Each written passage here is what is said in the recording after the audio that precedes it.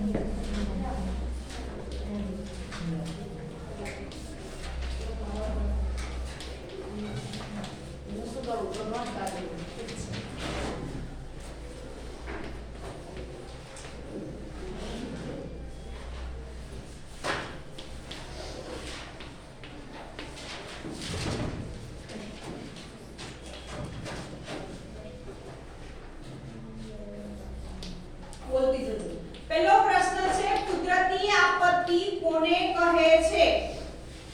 જે આપત્તિ માટે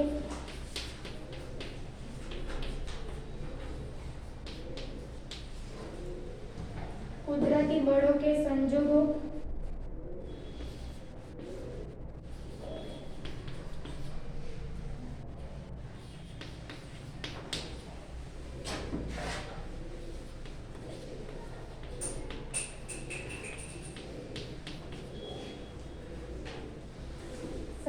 કારણ હોય તે આપત્તિ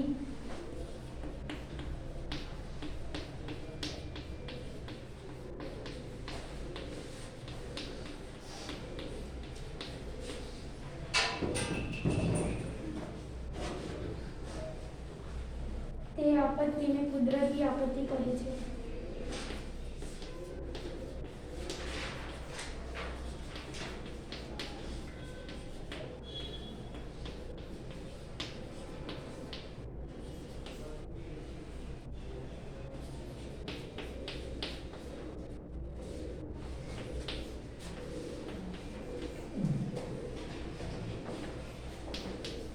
આગાહી કરી શકાય એવી કુદરતી આપત્તિઓ કઈ કઈ છે?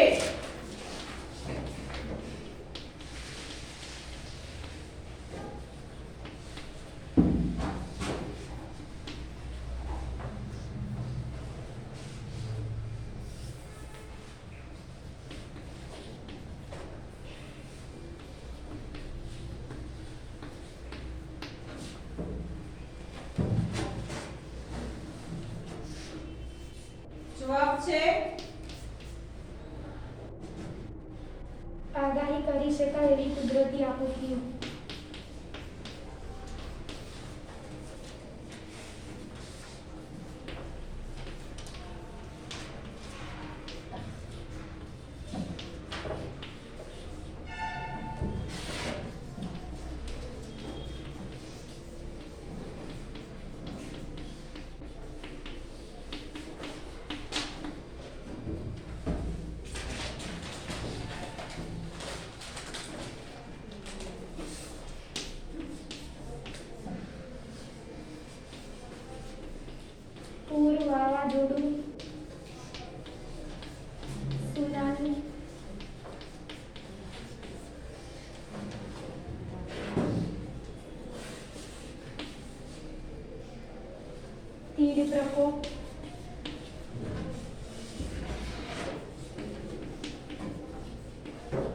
અને મહામારી.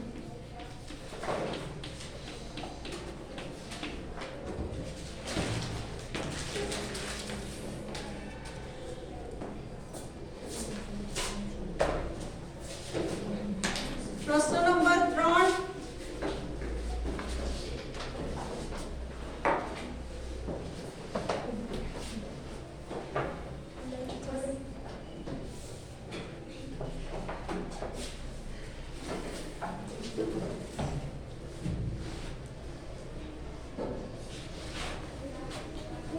બોલજી. પ્રશ્ન નંબર 3 બોલ. આગાહી ન કરી શકાય એવી કુદરતી આપત્તિઓ કઈ કઈ છે? ઓકે. દરેક જણે આ પ્રશ્ન લખી લેવાનો છે.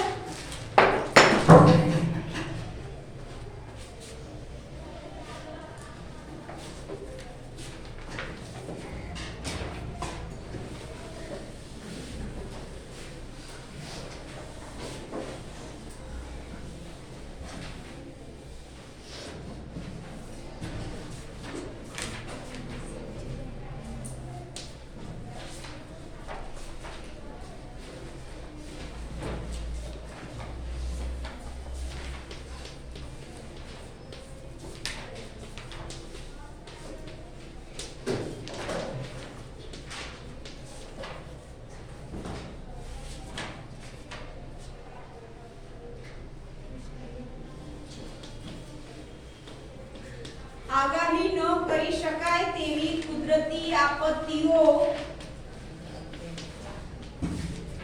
કઈ કઈ છે?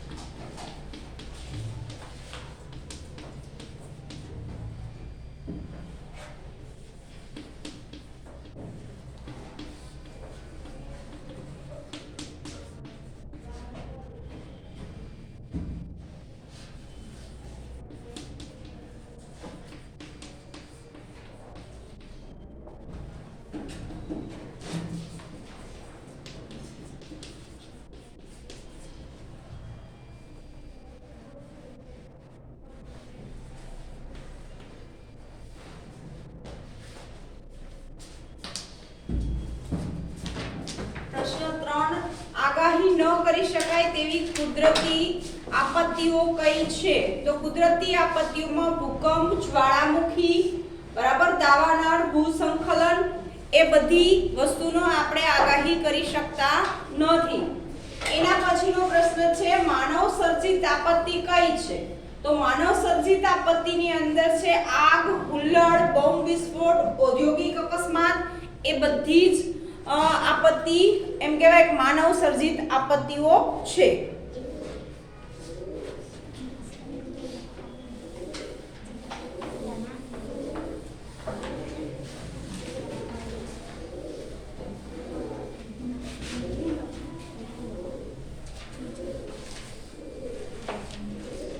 આગળ છે ભૂસંકલનની ઘટનાઓ કયા કયા ક્ષેત્રોમાં વિશેષ જોવા મળે છે?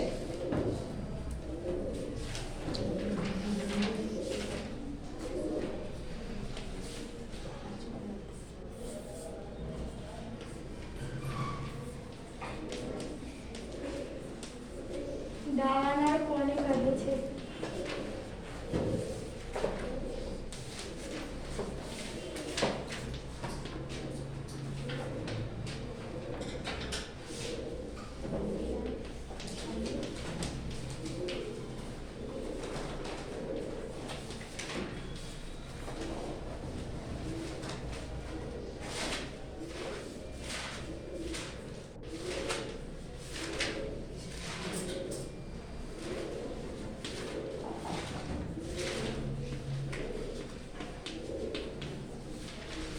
જંગલો કે ઘાસ ભૂમિના વિસ્તારમાં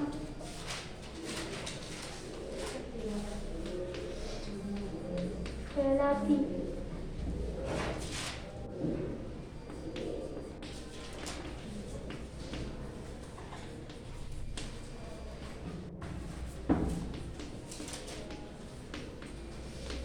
ભયાનક અને વિનાશકારી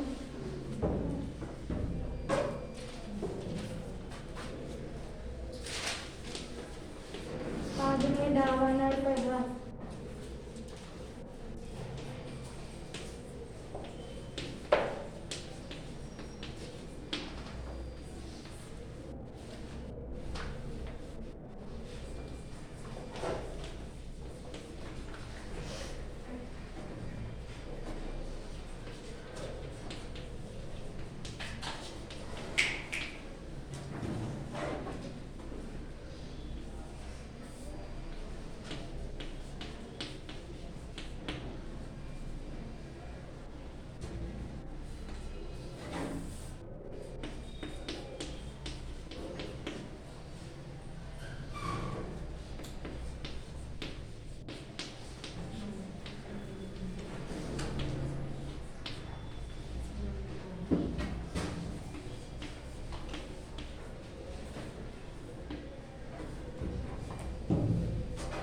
ભૂસંકલનની ઘટના કયા ક્ષેત્રમાં વિશેષ જોવા મળે છે?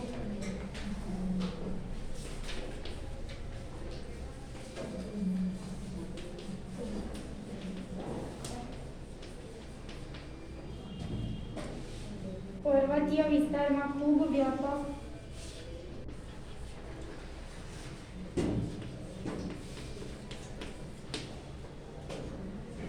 વિસ્તારમાં હજારો લોકો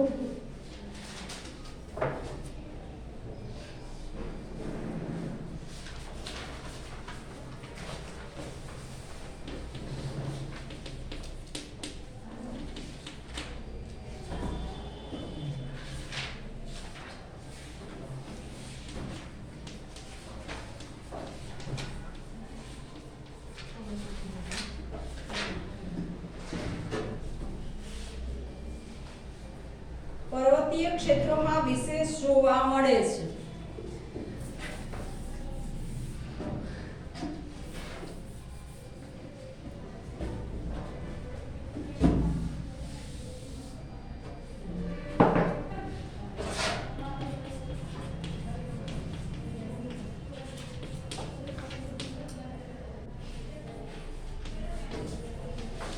પ્રશ્ન નંબર 7 મહામારીની પરિસ્થિતિ એટલે શું?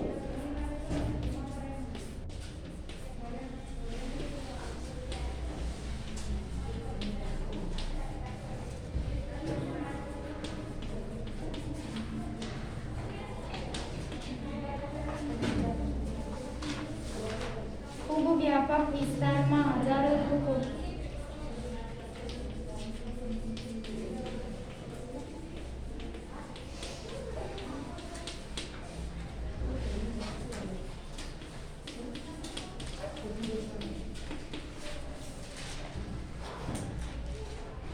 વિષાણુજન્ય રોગોનો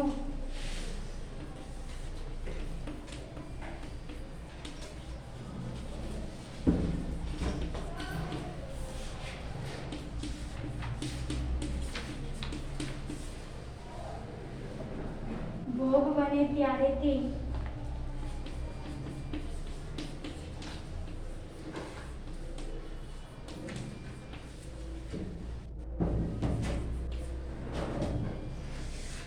પરિસ્થિતિને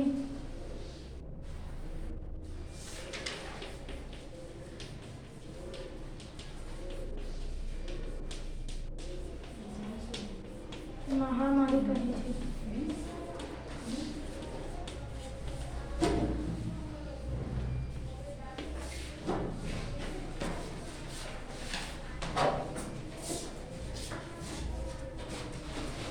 આ પ્રશ્ન નંબર 1 આપણો અહીંયા પૂરો થાય છે. પછી પ્રશ્ન નંબર 2 છે કે નીચે આપેલા પ્રશ્નોના ઉત્તર આપો. એમાં પહેલો પ્રશ્ન છે દાવાનળ કયા કયા સંજોગોમાં ફાટી નીકળે છે? બોલો, જવાબ બોલો.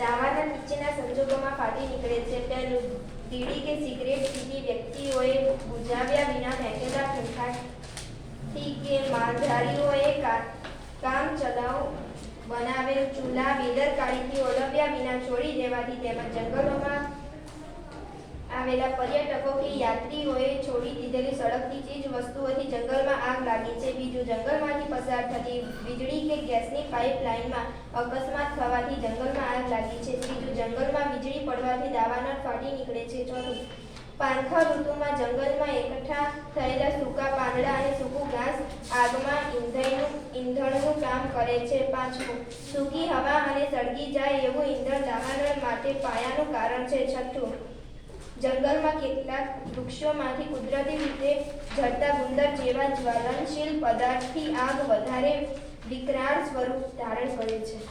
ઓકે,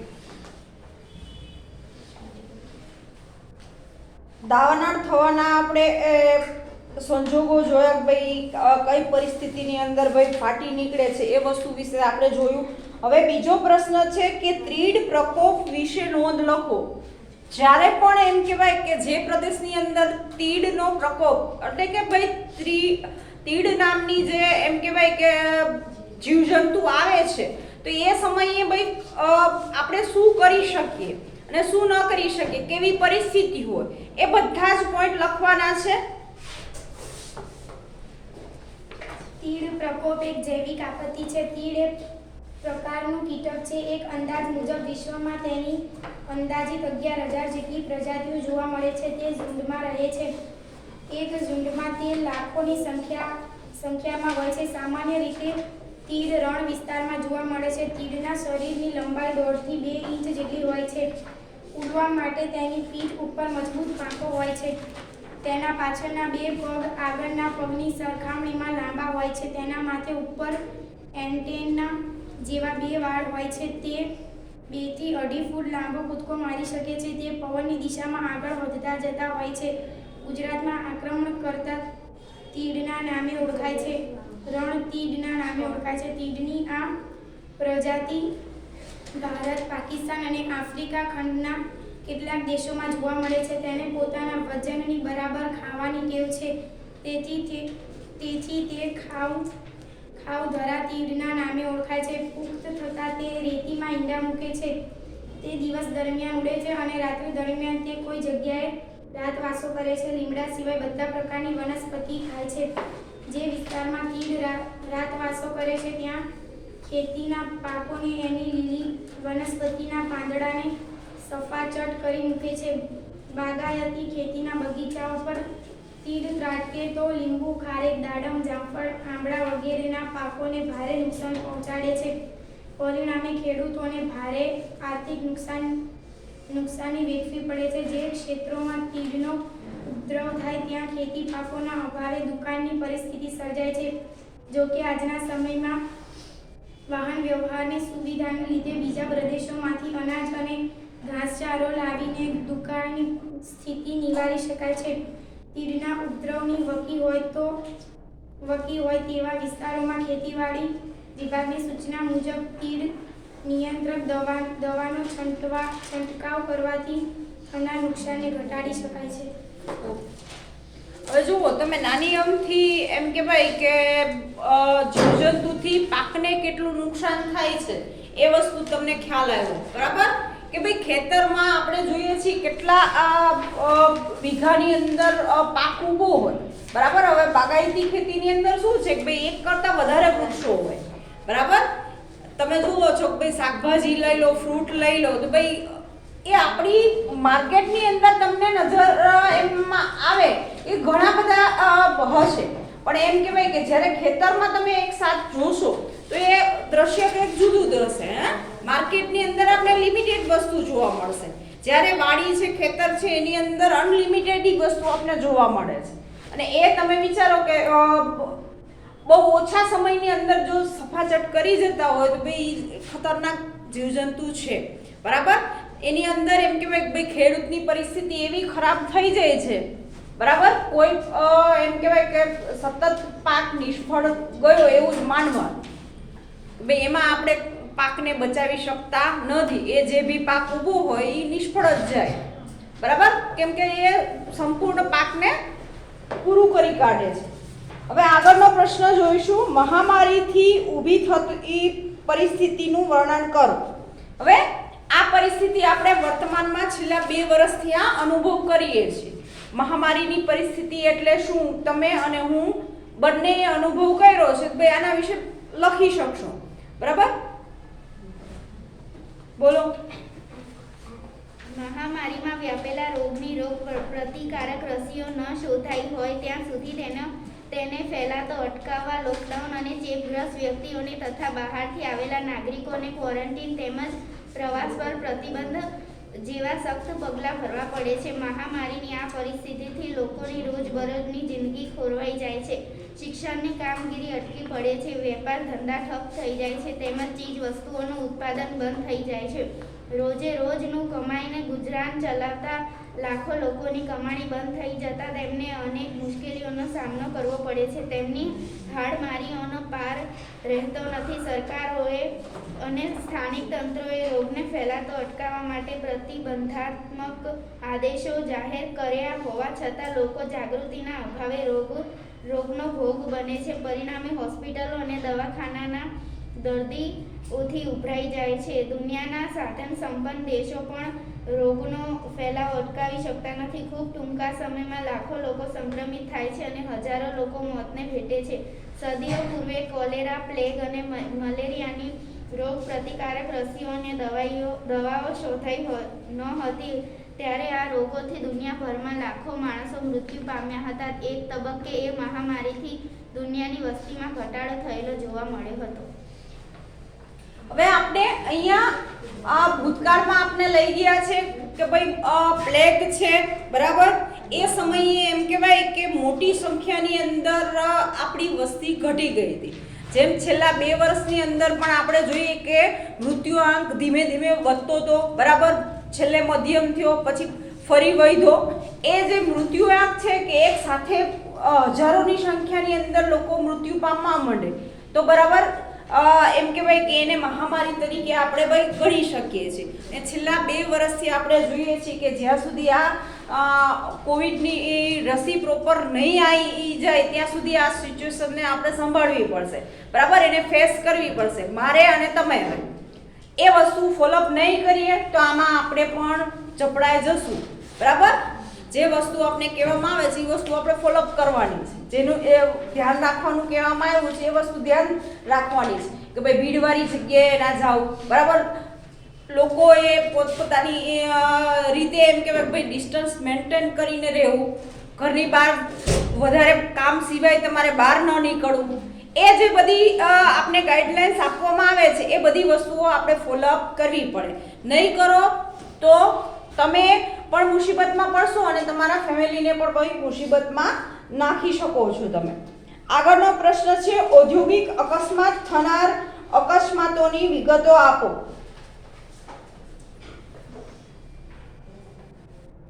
ઔદ્યોગિક પ્રક્રિયામાં વપરાતા નાના મોટા યંત્રોના સંચાલન સમય અને ઉત્પાદનમાં વપરાતી સામગ્રીની હેરફેર તેમજ તૈયાર થયેલા માલના સંગ્રહ કે હેરફેર સમયે અકસ્માતની સંભાવના રહેલી છે. ક્યારેક માનવીય ભૂલ કે યંત્રોની સાર સંભાળના અભાવે યાંત્રિક ખરાબીથી અકસ્માતો થાય છે. પહેલું, જંતુનાશકો બનાવતા કારખાનામાં ઝેરી વાયુનું ગળતર. બીજું, ફટાકડાના કારખાનામાં વિસ્ફોટ. ત્રીજું, પ્લાસ્ટિક જેવી સળગી ઉઠે એવી સામગ્રી બનાવતા કારખાનામાં ફાટી નીકળતી આગ. ચોથું, રિફાઇનરીઓમાં વિસ્ફોટ કે આગ. પાંચમું, રસાયણો બનાવતા કારખાનામાં પ્રક્રિયા દરમિયાન ફાટી નીકળતી આગ કે વિસ્ફોટ.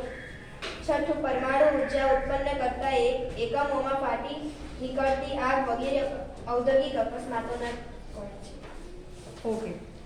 હવે પાંચમો પ્રશ્ન છે, આપત્તિની અસરો ટૂંકમાં વર્ણવો. આપત્તિની મુખ્ય અસરો નીચે પ્રમાણે છે. પહેલું, આપત્તિને લીધે સ્થાવર કે જંગમ મિલકતોને ભારે નુકસાન થાય છે કે નાશ પામે છે. એ મિલકતોનું નવેસરથી બાંધકામ કરવા માટે સરકારને કરોડો રૂપિયાનો ખર્ચ કરવો પડે છે. તેથી વિકાસના ચાલુ કામો બંધ કરવા પડે છે.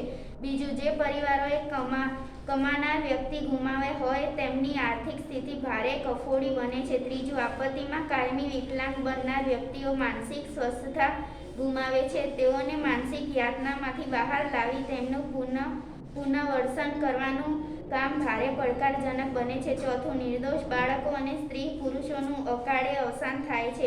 અનાથ બનેલા બાળકોની અને નિરાધાર બનેલા વૃદ્ધોની હાલત કફોડી બને છે. તેઓની સાર સંભાળનો બંદોબસ્ત કરવો ઘણો કઠિન છે. ઓકે. હવે પછીનો પ્રશ્ન છે, પ્રશ્ન નંબર 3. નીચે આપેલા વિકલ્પોમાંથી યોગ્ય વિકલ્પ પસંદ કરી અને પ્રશ્નના જવાબ આપો. નીચેના પૈકી કઈ આપત્તિનો સમાવેશ માનવ સર્જિત આપત્તિમાં થતો નથી? મિત જવાબ બોલો. આગ, ઔદ્યોગિક અકસ્માત, હુલ્લડ કે મહામારી?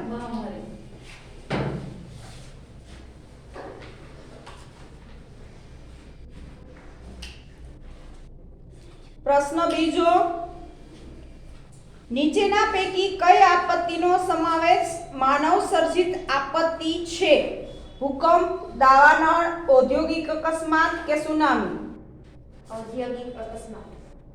ગુજરાતમાં સાપુતારામાં આવી જ્વલેજ ઘટનાઓ બને છે. ઔદ્યોગિક અકસ્માત, ભૂસ્ખલન, તીડ પ્રકોપ કે સુનામી? ભૂસ્ખલન. આ વિડિયોની અંદર અહીંયા સુધી. આગળની માહિતી આપણે આગળના વિડિયોની અંદર જોઈશું.